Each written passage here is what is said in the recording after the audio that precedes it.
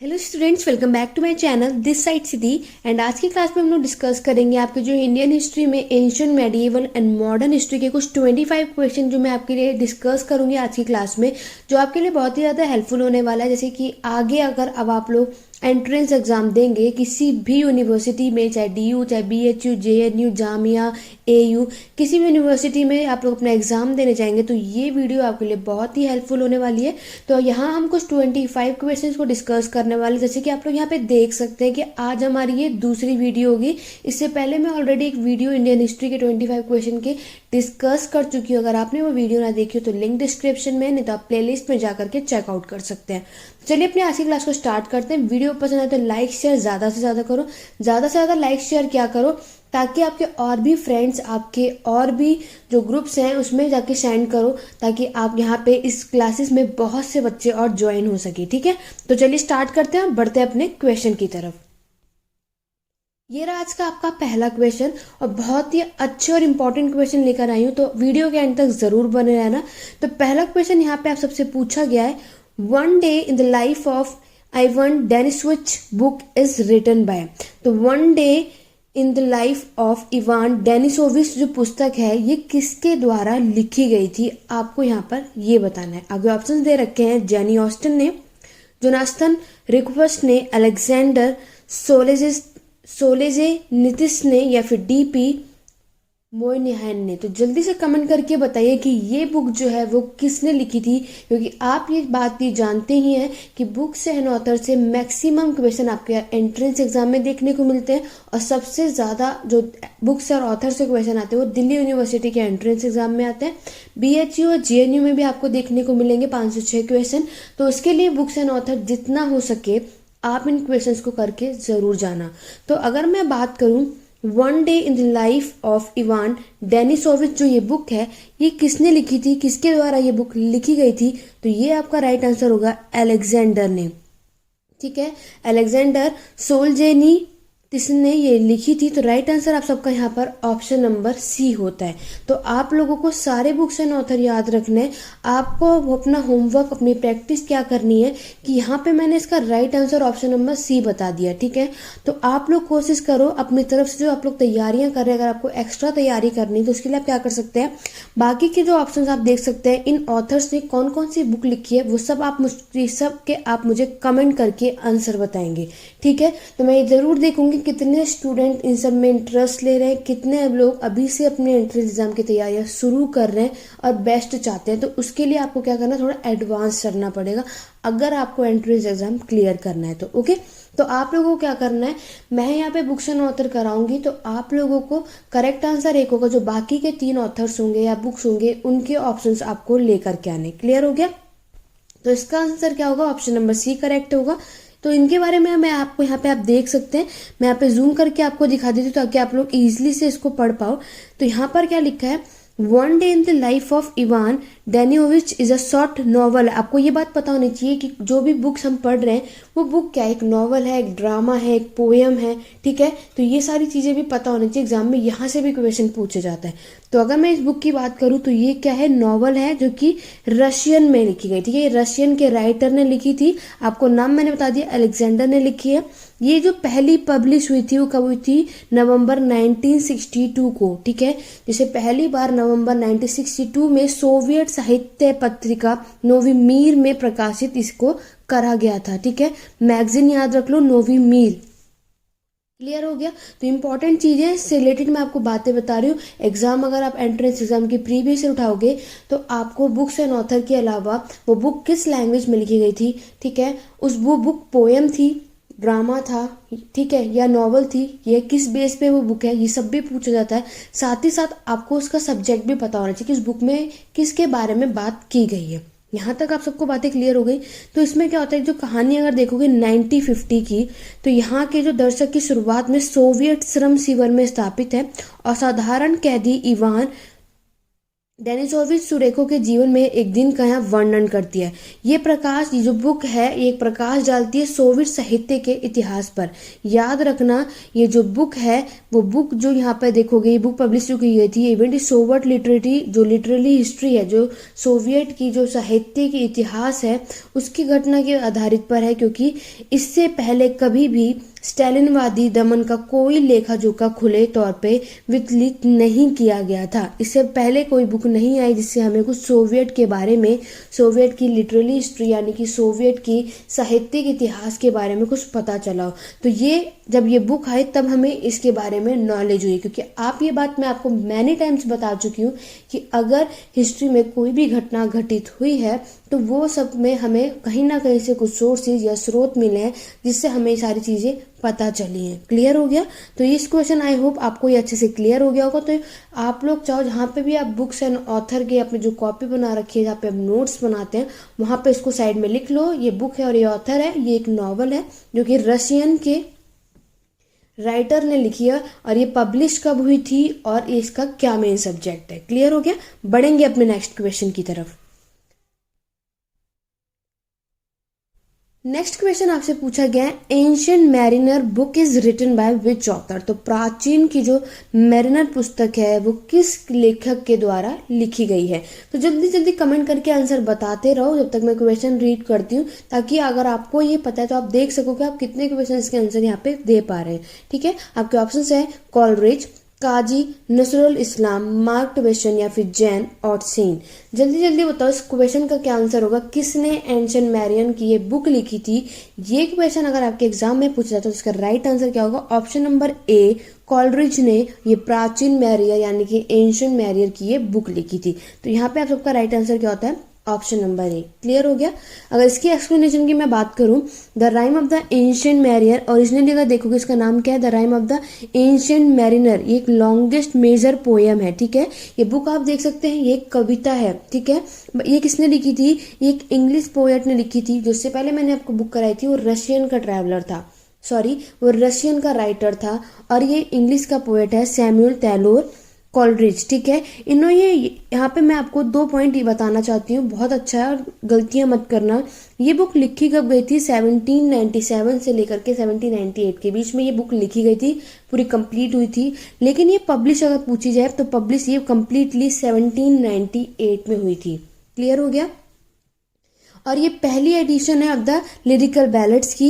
Some modern edition use a revised version printing in 1817 that a feature of gloss. फिर इसको क्या करा गया? मॉडर्न एडिशन में इसको दोबारा से रिवाइज करा गया, दोबारा से इसको प्रिंट करा गया ताकि ये इसमें एक क्या दिखी जाएगी? एक ग्लॉस यानी कि एक चमक दिखाई देती है। क्लियर हो गया? तो ये इंपॉर्टेंट है।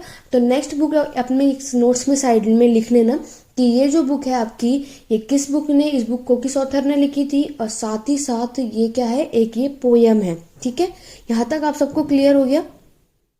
क्योंकि आपके एग्जाम में साथ ही साथ ये भी पूछा जाता है अगर आपने प्रीवियस चेकआउट किया है कि सैमुअल टैलोर है वो क्या है? एक पोएट है, एक ड्रामिस्ट है, ठीक है, या एक नॉवेलिस्ट है। तो इस तरीके से आपके एग्जाम में आपके क्वेश्चन भी पूछे जाते हैं। तो आपको ये बात पता होना चाहिए कि सैमुअल टैलोर एक क्या है? वो एक पोएट है, इंग्लिश पोएट। यहाँ तक आपको समझ में आ गया? अगर मैं वापस क्वेश्चन की तरफ जाऊं तो जैसे कि मैंने आपको एक क्वेश्चन दिया था तो इसका राइट आंसर ऑप्शन नंबर ए है। तो बाकी के क्वेश्चन का आंसर आप मुझे बताएंगे कि इन तीनों ऑथर ने कौन सी बुक लिखी थी। क्लियर हो गया? कमेंट करके ज़रूर बताना। मैं वेट करूंगी कि कितने स्टूडेंट मेरे क्वेश्चंस के आंसर देते हैं, कौन कौन इसमें क्वेश्चन में इंटरेस्ट देता है और कौन कौन रिस्पॉन्स देता है। वरना मैक्सिमम स्टूडेंट तो वीडियो को आगे ऐसे बढ़ते रहेंगे और चलते रहेंगे और इस क्वेश्चन को यहीं छोड़ जाएंगे।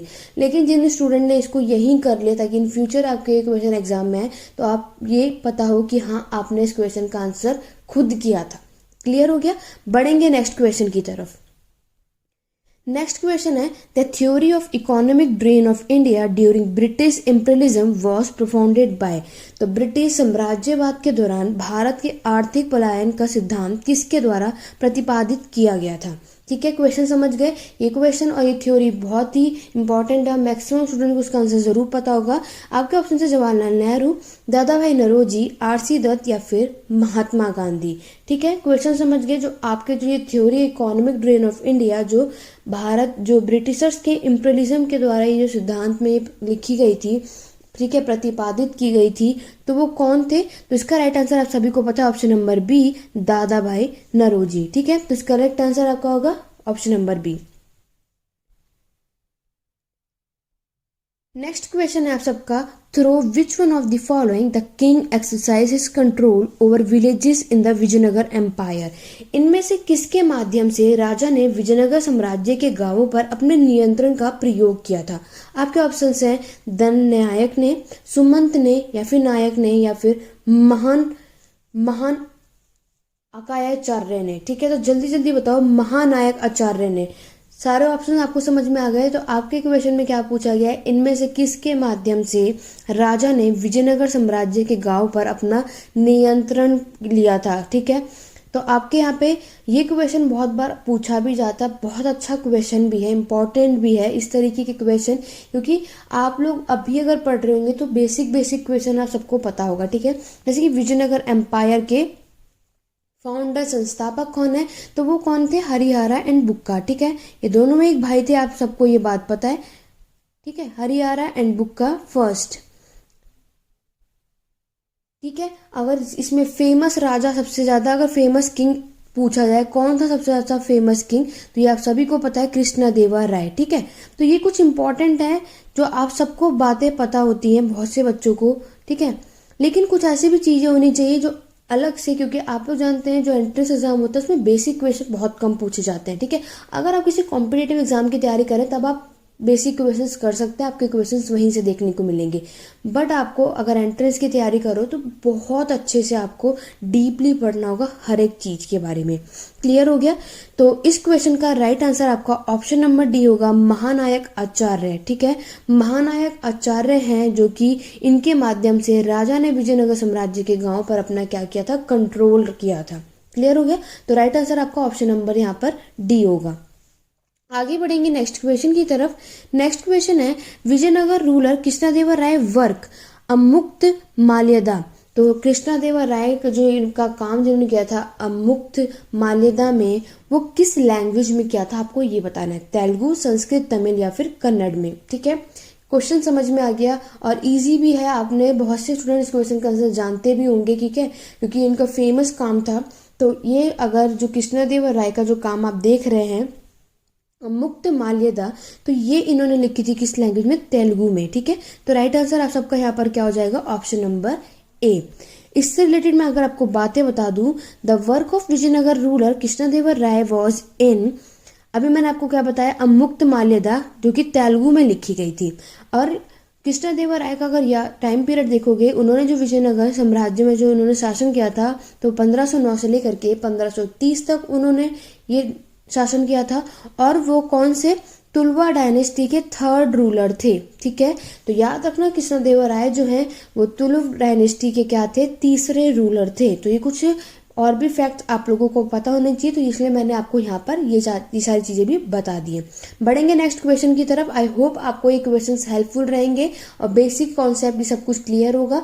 आपके नेक्स्ट एंट्रेंस एग्जाम तक आने तक मैं बहुत से क्वेश्चंस करा दूंगी, बहुत अच्छी प्रैक्टिस हो जाएगी। बट उसके लिए आपको बने रहना है और साथ ही साथ जो मैं आपको क्वेश्चंस दे रही हूँ उसको करके कमेंट करके बताते रहना है। ठीक है, नेक्स्ट क्वेश्चन है, the use of Kharoshthi in ancient Indian agriculture is the result of India contact with. प्राचीन भारतीय संस्थापक में खरोस्ती का प्रयोग भारत के किससे संपर्क का परिणाम है? आपके option Central Asia, Iran, Greece या फिर चीन।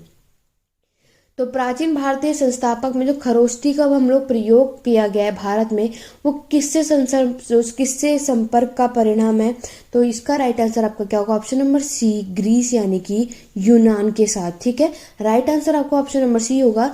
आपको मैं खरोष्टी के बारे में बता दूं, खरोष्टी आप लोगों की एक स्क्रिप्ट है, एक पुरानी एक या लिपि मानी जाती है, जो कि कहाँ पे यूज की थी? गंधार कल्चर में। ठीक है, कहाँ पे यूज की गई थी ये एक पुरानी लिपि है जिसका लोगों ने यूज किया था कहाँ पर, साउथ एशिया में, दक्षिण एशिया में, कहाँ पर, गंधार संस्कृति द्वारा ये यूज किया गया था। जो आज के मॉडर्न टाइम में देखोगे तो अफगानिस्तान और पाकिस्तान में गंधारी भाषा देखोगे, जो आज के टाइम में हम प्राकृत और संस्कृत भाषा लिखने के लिए ये किया जाता है। क्या? प्राकृत और संस्कृत भाषा में इसको लिखने के लिए किया जाता है। तो ये इंपॉर्टेंट फैक्ट्स है, तो आपको ये बातें पता होनी चाहिए। खरोष्ठी लिपि थी क्या? क्लियर हो गया? आगे बढ़ेंगे नेक्स्ट क्वेश्चन की तरफ। नेक्स्ट क्वेश्चन में बहुत अच्छा क्वेश्चन है। The troops raised by the emperor but not paid directly the state and place under the charge of mansabdar were known as. तो आप लोगों ने मनसबदार और जागीरदार पढ़ रखा होगा, ठीक है। तो आप लोग जल्दी से कमेंट करके आंसर बताओ कि इसका आंसर क्या होगा। सम्राट द्वारा उठाए गए सैनिकों लेकिन मनसबदारों के प्रभाव के तहत राज्य और स्थान को सीधे भुगतान नहीं किया गया। तो ये किसके रूप में ये जाना जाता था? आपके ऑप्शन हैं वलशाही, बारावर्दी, जयकुमाकी या फिर देलिखी। जल्दी से जल्दी बताओ। दखीली, ये चार ऑप्शन है आपके पास। सम्राट द्वारा उठाए गए सैनिक, ठीक है, लेकिन मनसबदारों के प्रभाव से ये तहत राज्य और जो स्थान थे वो सीधा उन्हें भुगतान नहीं किया गया था, ठीक है। तो ये किसके रूप में जाने जाते हैं? तो मनसबदार के किसके अंडर में आते हैं? तो राइट आंसर आपका ऑप्शन नंबर डी होगा, दखीलिक। दखीलिक यहाँ पे राइट आंसर होगा ऑप्शन नंबर डी। मनसबदार आप लोग जानते हैं ये एक पोजीशन होती है, ये एक रैंक होती है। The troops that were raised by the emperor but not paid directly by the state were the dakhili troops. तो जिन सैनिकों को सम्राट ने खड़ा किया था लेकिन वो राज्य द्वारा सीधे भुगतान नहीं किया गया था, वो कौन से सैनिक माने गए थे? दखीली सैनिक माने जाते हैं। The dakhili troops were given to mansabdar that had trouble raising the retinues. तो ये क्या बोल रहा है कि यहाँ पे दखीली सेना जो है मनसबदार को दी जाती है। कब दी जाती है? जब वो अनुचरों को उठाने में जब उन्हें परेशानियां होती है तब उनको ये दी जाती है।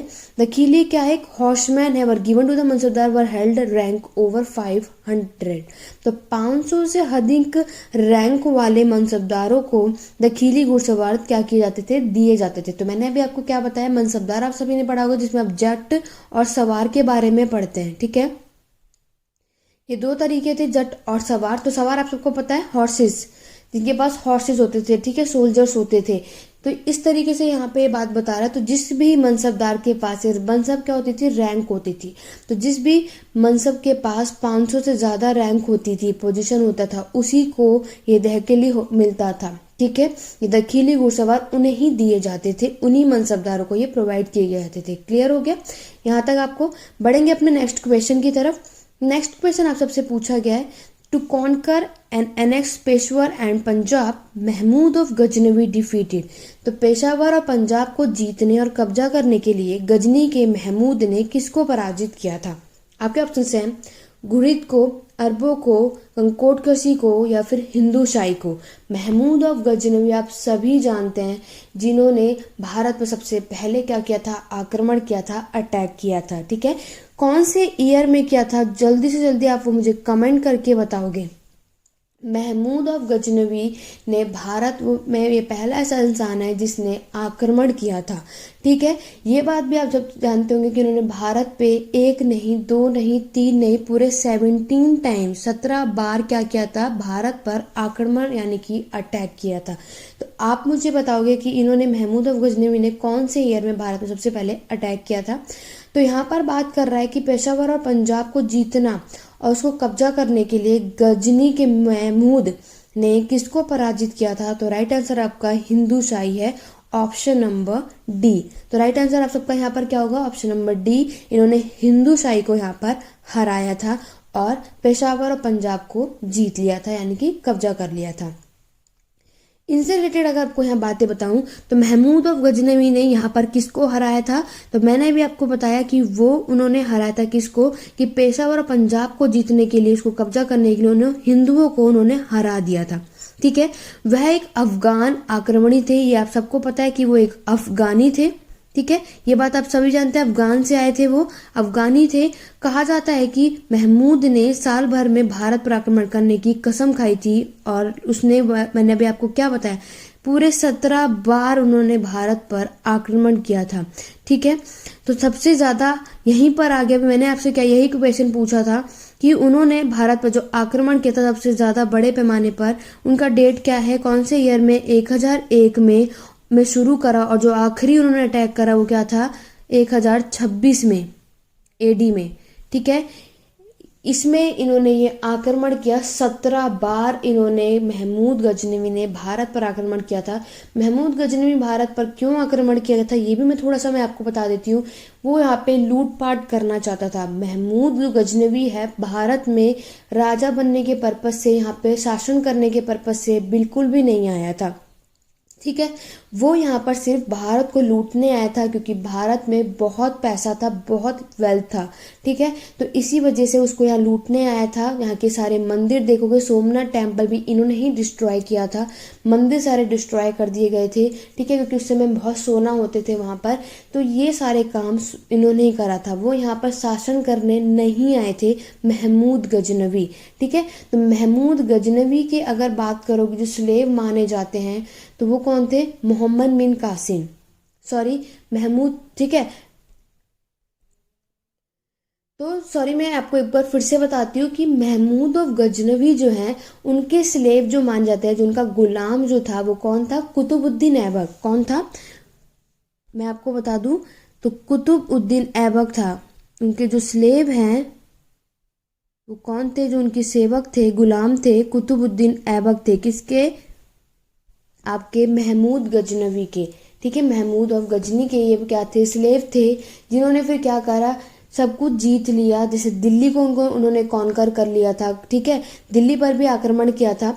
वो जीतने के बाद, क्योंकि ये शासन तो करना नहीं चाहते थे, तो उन्होंने क्या करा, वो किसको दे दिया था, कुतुबुद्दीन ऐबक को दे दिया था। और यहीं से आप लोगों की दिल्ली सल्तनत जो है शुरू हो जाती, क्योंकि कुतुबुद्दीन ऐबक ने दिल्ली सल्तनत क्या किया था, यहाँ पे इसको, यहीं से हमारा दिल्ली सल्तनत स्टार्ट हो जाता है और ये इसके फाउंडर माने जाते हैं। ठीक है, तो ये पूरा कॉन्सेप्ट था। महमूद ऑफ गजनवी जो है इन्होंने किसको, हिंदुओं को हराया था। क्लियर हो गया यहाँ तक। आगे बढ़ेंगे अपने नेक्स्ट क्वेश्चन की तरफ। नेक्स्ट क्वेश्चन आप सबसे पूछा गया है, the victories of Karikala are well portrayed in. तो करिकाला की जीत को अच्छी तरह से चित्रित किया गया था। आपके ऑप्शन है पलामौलिक, अरुवानाडी, पट्टिनपलाई या फिर पदिरुपट्टो। ठीक है, तो करिकाला की जो जीत को अच्छी तरह से चित्रित किया गया था, जो पोर्ट्रेट किया गया था, तो वो क्या था आपका right answer, option number C, Pattinappalai. ठीक है, तो राइट आंसर इस क्वेश्चन का क्या हो जाता है आप सबका, ऑप्शन नंबर सी। आगे बढ़ेंगे तो यहाँ पर आप लोग देख सकते हो द विक्ट्रीज ऑफ करिकाल। जो करिकाल की जो जीत हुई थी तो उसको किस पे दिखाया था, पट्टिनपलाई पर यहाँ पर इन्होंने चित्रित किया था, पोर्ट्रे किया था, उसके द्वारा इसको दर्शाया गया था। Todarmal are were associated with land revenue reform. तो तोडरमल जो है भू राजस्व सुधारों से ही जुड़े हुए थे। क्लियर हो गया। आगे बढ़ेंगे नेक्स्ट क्वेश्चन की तरफ। बहुत अच्छा क्वेश्चन है, रिवोल्ट ऑफ 1857 से बेस्ड है। The title of voice Roy was added to the office of the Governor General of India for the first time in। तो भारत के गवर्नर जनरल के कार्यकाल में वॉइस रॉय की उपाधि पहली बार कब जोड़ी गई थी, 1848 में, 1856 में, 1858 में या 1862 में। ठीक है, तो भारत के गवर्नर जनरल, क्योंकि स्टूडेंट मैं आपको बता दूं कि जो गवर्नर जनरल टाइटल होता था ये होता था आप लोगों के, जो रिवोल्ट हुआ था ना, जो विद्रोह हुआ था, रिवोल्ट ऑफ 1857, उस रिवोल्ट से पहले जो भी होते थे वो सबके सब क्या होते थे, आप लोगों के गवर्नर जनरल्स होते थे। ठीक है, जैसे कि आप लोग जानते हैं वॉरेन हेस्टिंग्स सबसे पहले आपके गवर्नर जनरल माने जाते हैं। ठीक है, तो ये सबसे पहले गवर्नर जनरल के उसके टाइटल से थे। लेकिन जब ये विद्रोह हुआ था 1857 का, जब विद्रोह हुआ तो उसके बाद 1858 में, ऑप्शन नंबर सी यहाँ पे आपका करेक्ट होगा, 1858 में यहाँ पर क्या करा गया, वो जो गवर्नर जनरल की उपाधि जो है वो किस में बदल दी गई, वॉइस रॉय में बदल दी गई थी। कुछ चेंजेस लाए गए थे। ठीक है, ब्रिटिशर्स ने क्या करा था, यहाँ पर सब लोग, जितने भी लोग थे वो ब्रिटिशर से परेशान हो गए थे, उनकी हरकतों से परेशान हो गए थे, जो उन्होंने वो कानून लेकर आए थे, जो सारी चीज़ें कर रहे थे, उनकी वजह से सब परेशान हो गए थे, तो सब उसके अगेंस्ट हो गए थे। इस वजह से रिवोल्ट, विद्रोह माना हुआ था, जिसके वजह से अब क्या हो गया था, 1857 में खूब विद्रोह लड़ा गया था। ठीक है, सब लोग, सब कोई इसमें लड़ा। रानी लक्ष्मीबाई का सबसे इम्पोर्टेंट रोल रहा था इसमें, इस विद्रोह में। अगर आप लोग देखोगे, इसको पढ़ना बहुत अच्छा टॉपिक है, मैं जल्दी इस पर सिंगल वीडियो भी लेकर के आऊंगी। तो राइट आंसर अभी आप समझ लो इतना कि यहाँ पर 1857 में ब्रिटिशर्स ने यहाँ पर सबको हरा दिया था। फिर 1858 में इन्होंने कुछ चीज़ें यहाँ पे घोषित कर दी गई थी, ठीक है, क्योंकि ब्रिटिशर्स को ये सब भी लगता था कि मुगल्स जो हैं उनके वजह से, मुस्लिम्स के वजह से क्या होता है, मैं आपको कुछ और भी रिवॉल्ट के यहाँ पे फैक्ट बता रही हूँ कि उन्हें लगता था कि मुस्लिमों के वजह से हम लोग आज भी लोग उन्हें, मुगल्स को नहीं भूल पा रहे हैं, हम अभी भी ब्रिटिशर्स, यूरोपियंस जो हैं वो आगे नहीं बढ़ पा रहे हैं, लोग नहीं बना पा रहे। तो उनको अच्छा बनाने के लिए उन्होंने क्या करा था, जितने भी मुसलमान हैं, मुस्लिम हैं, उनके जितने भी जो उनकी मस्जिद होते थे, टेम्पल्स होते थे, उनसे रिलेटेड जो भी चीज़ होती सबको डिस्ट्रॉय करवा दिया था कि लोग जो हैं मुगल्स को भूल जाएं पूरी तरीके से। ब्रिटिशर्स का राज है तो ब्रिटिशर्स को याद रखें। क्लियर हो गया।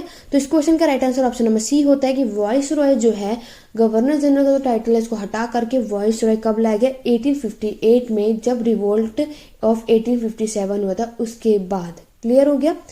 आगे बढ़ेंगे नेक्स्ट क्वेश्चन की तरफ। नेक्स्ट क्वेश्चन में आपसे पूछा गया, आपको यहाँ बताना है दो महान मुगलों ने जो अपनी अपनी यादें लिखी थी। तो आपको यहाँ पे बताना है दो कौन से वो मुगल्स हैं जिन्होंने अपनी खुद की मेमोरीज लिखी थी, बाबर और हुमायूं, हुमायूं या फिर जहांगीर, बाबर या जहांगीर, या फिर जहांगीर और शाहजहां। तो आप लोग जानते हैं बहुत ही सारे आप लोगों के मुगल एम्पायर्स हैं, ठीक है। तो मुगल्स के सारे आप लोगों के सारे क्या हैं ये, तो इस सब के मुगल्स हैं, बहुत अच्छे इनके फैक्ट्स हैं, बहुत सारी चीज़ें आपको यहाँ से सीखने को मिलेगी, ठीक है, बहुत ही अच्छी चीज़ें। तो आपको यहाँ पर क्या करना है, दो मुगल के बाद बताने जिन्होंने अपनी खुद की मेमोरी लिखी थी। तो right answer option number C है, बाबर और जहांगीर हैं जिन्होंने अपनी खुद की मेमोरीज लिखी थी। तो आप लोग मुझे बताओगे कमेंट करके कि उनकी बुक का नाम क्या था जिसमें उन्होंने अपनी मेमोरीज लिखी थी। क्लियर हो गया। तो तुझक ए बाबरी, एक मैं आपको बता दे रही हूँ, तुझके बाबरी लिखी थी बाबर ने, ठीक है, तुझके बाबरी लिखी थी बाबर ने, और जहांगीर ने क्या लिखी थी वो आप मुझे कमेंट करके बताएंगे। तो राइट आंसर आपका यहाँ पर ऑप्शन नंबर सी होता है। क्लियर हो गया। तो अगर आप स्टूडेंट क्वेश्चन को सिर्फ ये नहीं कि क्वेश्चन पढ़ा और आंसर टिक कर दिया आगे बढ़ गए, आप उस क्वेश्चन को समझो, कहानी को समझो, ऐसा हुआ क्यों। क्योंकि बहुत से बच्चे मुझे ये कहते हैं कि मैम हम भूल जाते हैं, हमसे नहीं हो पाता है, हम फंस जाते हैं दो ऑप्शन में। अगर आपको कॉन्सेप्ट क्लियर होगा, आपने प्रैक्टिस ज़्यादा से ज़्यादा करोगे, तो आपका कभी भी क्वेश्चन का आंसर गलत नहीं होगा। तो आप ये नहीं कि आपका एंट्रेंस एग्जाम में अभी बहुत टाइम है, अभी से शुरुआत करो, आप लोग अपना अच्छा कर पाओगे। जितनी अच्छी प्रैक्टिस उतना अच्छा आप लोगों का स्कोर होगा, ठीक है। The language of discourses of Gautam Buddha was, Gautam Buddha के प्रवचनों की जो भाषा थी वो कौन सी लैंग्वेज में थी, भोजपुरी में, मगध में, पाली या फिर संस्कृत में। तो आप सभी जानते हैं जो गौतम बुद्धा की जो लैंग्वेज है वो किसमें लिखी गई थी, पाली में। उनका जो प्रवचन दिया था उन्होंने पाली लैंग्वेज में दिया था। राइट आंसर आप यहाँ पे क्या होगा, ऑप्शन नंबर सी होगा। आगे बढ़ेंगे नेक्स्ट क्वेश्चन की तरफ। मॉडर्न हिस्ट्री का सबसे अच्छा क्वेश्चन है, there were widespread rising against the British in the 1820, which one of the following did not revolt in the 1820। तो आपको बताना है कि 1820 के दशक में अंग्रेजों के खिलाफ व्यापक विद्रोह हुए, इनमें से किसने 1820 के दशक में विद्रोह नहीं किया गया था। आपके ऑप्शन से संथाल, अहोम्स, पागलपंथी या फिर रामोसी। जल्दी से बताओ, जो 1820 के दशक में अंग्रेजों के खिलाफ जो व्यापक विद्रोह हुए थे, इनमें से कौन है जो इस विद्रोह में जिसने विद्रोह नहीं किया था। तो राइट आंसर आपका क्या, ऑप्शन नंबर ए, संथाल ने, ठीक है, संथाला ने ये विद्रोह नहीं किया था। तो राइट आंसर इस ऑप्शन का क्या होगा, ऑप्शन नंबर ए होगा। क्लियर हो गया। बढ़ेंगे नेक्स्ट क्वेश्चन की तरफ। Lala Lajpat Rai was also known as, Lala Lajpat Rai को और किस नाम से जाना जाता है, शेर बंगाली, शेर महाराष्ट्र, शेर कश्मीर या फिर शेर पंजाबी। तो जल्दी से जल्दी बताओ कि लाला लाजपत राय को और किस नाम से जाना जाता है। अगर ये क्वेश्चन आपके एग्जाम में आपको देखने को मिलेगा तो right answer option number D, शेर पंजाबी के नाम से इनको जाना जाता है, ठीक है। ऑप्शन नंबर डी करेक्ट होगा। अगर किसी भी स्टूडेंट को ये पता होगा तो आप मुझे कमेंट करके बताओगे कि शेर पंजाबी उन्हें उनका दूसरा नाम क्यों दिया गया था, किस रीजन की वजह से दिया गया था, ठीक है। अगर आपको इस क्वेश्चन का आंसर पता तो कमेंट करके जरूर बताना। साथ ही साथ मैं आपको यही भी बोलूंगी, टेलीग्राम चैनल का लिंक डिस्क्रिप्शन में है, दोनों टेलीग्राम चैनल का लिंक है, उन दोनों पे ज्वाइन कर लो, दोनों को ज्वाइन करना, ठीक है। एक ग्रुप है जहाँ पे आप अपनी प्रॉब्लम डिस्कस कर सकते हैं सारे स्टूडेंट आपस में, आपको कोई भी डाउट क्वेरी आप मुझसे पूछ सकते हैं। दूसरा है वहाँ पे आपको वीडियो का लिंक शेयर हो जाएगा, PDF भी मिलेगी और कुछ क्वेश्चंस भी शेयर किए जाते हैं, ठीक है, इंपॉर्टेंट फैक्ट्स भी शेयर किए जाते हैं। तो उसके लिए आप लोगों को टेलीग्राम चैनल पे ज्वाइन होना है, ठीक है। तो अभी तक जिसने भी टेलीग्राम चैनल ज्वाइन नहीं किया है तो जल्दी से जल्दी आप जा करके कर सकते हैं, लिंक आपको डिस्क्रिप्शन बॉक्स में मिल जाएगा। तो यहाँ पर अगर मैं आपको इससे रिलेटेड डिस्कस करूँ तो लाला लाजपत राय का जन्म कब हुआ था? 18 जनवरी 1865 में पंजाब के धुकेली में हुआ था, अब जिसको मोगा जिले में हुआ था, ठीक है। नाउ जिसे हम किस नाम से जानते हैं? मोगा डिस्ट्रिक्ट जो पंजाब में है। He was popularly known as Punjab Kesari, तो उन्हें पंजाब केसरी के नाम से जाना जाता था, जिसका अर्थ क्या है? पंजाब का शेर, जिसे पंजाबी के शेर पंजाब के नाम से भी जाना जाता है, ठीक है। क्लियर हो गया। तो for his contribution to the freedom movement, तो स्वतंत्रता आंदोलन में उनके योगदान के लिए उन्हें ये जाना जाता है। पॉपुलर थे वो पंजाब केसरी से। क्लियर हो गया। आगे बढ़ेंगे नेक्स्ट क्वेश्चन की तरफ। नेक्स्ट क्वेश्चन है, बंका दर्शन एक मासिक पत्रिका 1872 में बहरमपुर में शुरू की गई थी, ठीक है। बंका दर्शन मंथली एक मैगजीन है, वो started in 1872 from Berhampur by, तो किसने स्टार्ट किया था वो आपको बताना है। ईश्वर चंद्र विद्यासागर ने, उमाकांत देसाई ने, बंकिम चंद्र चट्टोपाध्याय ने, या इनमें से किसी ने भी नहीं। तो ये एक मंथली मैगजीन जो है बंका दर्शन, इसको किसने स्टार्ट किया था? तो right answer option number C है, बंकिम चंद्र चट्टोपाध्याय हैं जिन्होंने बंका दर्शन जो है मंथली मैगजीन स्टार्ट किया था बहरमपुर में। तो राइट आंसर यहाँ पर ऑप्शन नंबर सी होगा। क्लियर हो गया। आज की क्लास बहुत ही अच्छी है, क्योंकि बहुत ही अच्छे क्वेश्चंस मैं आप सबके लिए लेके आई हूँ, बहुत ही अच्छी प्रैक्टिस होगी, ठीक है। कुछ भी डाउट हो तो आप उसको वापस से उस क्वेश्चन को करो जहां भी आप सबके गलत हो रहे हैं, लेकिन वीडियो के एंड तक बने रहो, सारे क्वेश्चंस के आंसर जरूर दिया करो। क्लियर हो गया। इससे रिलेटेड मैं आपको बातें बता दूं कि बंक दर्शन एक बंगाली साहित्यिक पत्रिका थी, ठीक है। ये बंगाली में लिखी गई थी। जिसने फाउंड किसकी स्थापना की थी? 1872 में बंकिम चंद्र चट्टोपाध्याय ने। 1901 में रविंद्रनाथ टैगोर के संपादकीय को इसे पुनर्जीवित किया गया था। रविंद्रनाथ टैगोर ने इसको क्या किया था? दोबारा से पुनर्जीवित किया था। याद रखना, बंगाली पहचान के उदय और बंगाल के राष्ट्रवाद की उत्पत्ति पर पत्रिका का एक परिभाषित प्रभाव था। तो यहाँ पर जो बंगाल का नेशनलिज्म है, तो ये मैगजीन के थ्रू ये लोग क्या करते थे, जो बंगाल की आइडेंटिटी है उस पर क्या था, इफेक्ट डालने के लिए, प्रभाव डालने के लिए, इन्फ्लुएंस डालने के लिए बताया गया था। उस मैगजीन में अगर आप देखोगे, आप लोग चेकआउट करना, बंगाल के साहित्य के बारे में आपको देखने को मिलेगा। क्लियर हो गया। नेक्स्ट बढ़ेंगे अपने नेक्स्ट क्वेश्चन की तरफ। बहुत ही अच्छा क्वेश्चन है। आपको इस क्वेश्चन में बताना है, हु सेड, किसने ये बात बोली थी अबाउट द ब्रिटिश गवर्नमेंट के लिए, ये वर्ड बोले थे, you do not realise how strong the government is, if the Congress challenges the government would finish it in 5 minutes. बहुत ही अच्छी बात किसने बोली है? ब्रिटिश सरकार के बारे में किसने ये बात बोली थी? आप नहीं जानते हैं कि सरकार कितनी मजबूत है। अगर कांग्रेस सरकार को चुनौती देती है तो सरकार उसे 5 मिनट में खत्म कर देगी। ये बात जो है किसने बोली थी? आपके ऑप्शन में है जवाहरलाल नेहरू ने, गोपाल कृष्ण गोखले ने, बसंत कुमार विश्वास ने, एनी बेसेंट ने। जल्दी से कमेंट करके बताओ कि ये वर्ड किसने बोले थे। इस तरीके के क्वेश्चन आपके एंट्री एग्जाम में देखने को मिलेगा, 100% है। चाहिए तो आप प्रीवियस ईयर चेकआउट करो, ये सारी चीजें आपको एग्जाम में देखने को मिलेगी। तो मैंने यहाँ जो क्वेश्चंस आपके जो रेडी करे हैं वो पूरे प्रीवियस ईयर क्वेश्चंस जो एनालाइज करके आपके लिए क्वेश्चंस लेकर के आई हूँ। क्लियर हो गया। तो अगर आपके एग्जाम में आ जाए कि ये बात किसने बोली थी, तो ये बोलती गोपाल कृष्ण गोखले ने, ठीक है। तो राइट आंसर इस क्वेश्चन का ऑप्शन नंबर बी होगा। नेक्स्ट बढ़ेंगे। नेक्स्ट क्वेश्चन आप लोगों का स्टूडेंट होमवर्क का क्वेश्चन, आप मुझे कमेंट करके बताएंगे इस क्वेश्चन का answer. Which revolutionary said freedom is objective of our life and the Hindu religion would led us to the attainment of this objective.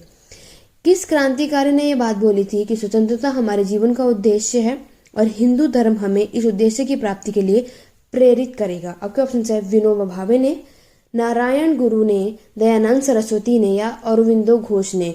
तो ये बात किस क्रांतिकारी ने बोली थी? इसका आंसर आप सब मुझे स्टूडेंट कमेंट करके बताएंगे। क्लियर हो गया। देखते हैं कि कितने स्टूडेंट इस क्वेश्चन का आंसर सही बताते हैं। क्लियर हो गया।